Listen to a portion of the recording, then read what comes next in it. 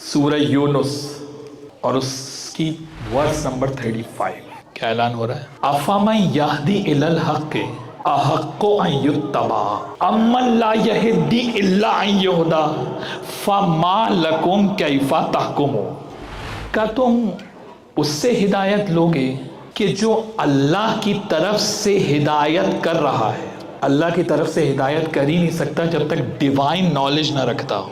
یعنی ایک تو وہ ہے جو ڈیوائن نالج لے کر آئے، امن لا یہدی الا ان یہدی، یا تم اس سے ہدایت لینا پسند کرو گے جو بیچارہ خود محتاج ہدایت ہے، دوسروں سے پوچھتا ہے۔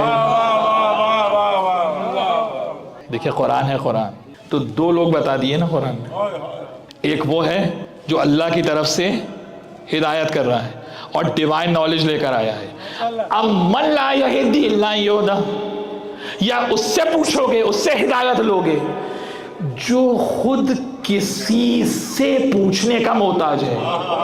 اس کا معنی یہ، اور آگے دیکھیے آیت کا کلائمیکس ہے، فما لکم کیف تحکمون، تمہیں کیا ہو گیا، کیا فیصلہ کرنے جا رہے ہو؟ اس کو ہادی بنانے جا رہے ہو جو خود دوسرے سے پوچھتا ہے۔ اس کا معنی ہے وارث انبیاء کون ہوگا، ہادی کون ہوگا، امام کون ہوگا؟ جس نے زندگی میں ایک دفعہ بھی کسی سے نہ پوچھا ہو۔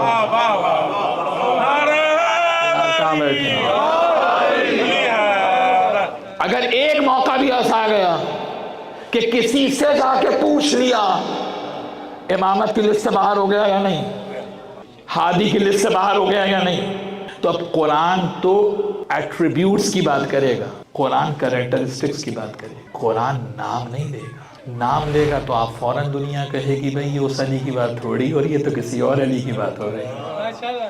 اسی لیے قرآن نے کریکٹرسٹکس سے بات کی، ایٹریبیوٹ سے بات کی کہ دیکھو اگر دین لینا چاہتے ہو تو اس کی کوالٹی یہ ہے کہ اس نے ایک لمحے بھی کسی سے نہ پوچھا ہو۔ تو اب تاریخ میں سب تو ایسے نظر آ رہے ہیں، یا علی مسئلہ بتا دے، یا علی یہ بتا دے، یا علی یہودی کا جواب دے۔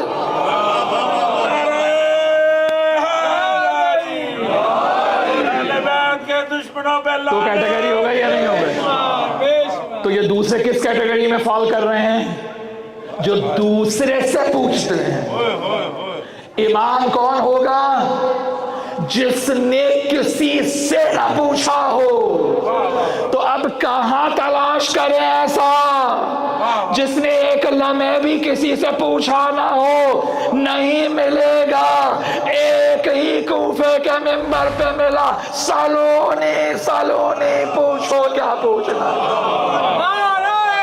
یہ ہے قرآن۔ اس طرح سے قرآن بیان کرتا، اس طرح سے قرآن آپ کے امام کی شان بیان کرتا، اس طرح سے قرآن ولایت کو بیان کرتا، امامت کو بیان کرتا۔ تو اب دنیا جب پوچھتی ہے کہ باقیوں کو کیوں نہیں مانتے، علی کو کیوں مانتے ہو، جواب کیا ہے؟ سورہ یونس ورس نمبر 35 کہ قرآن نے اس کو ہادی کہا ہے جو بیچارہ دوسرے سے نہ پوچھتا ہو۔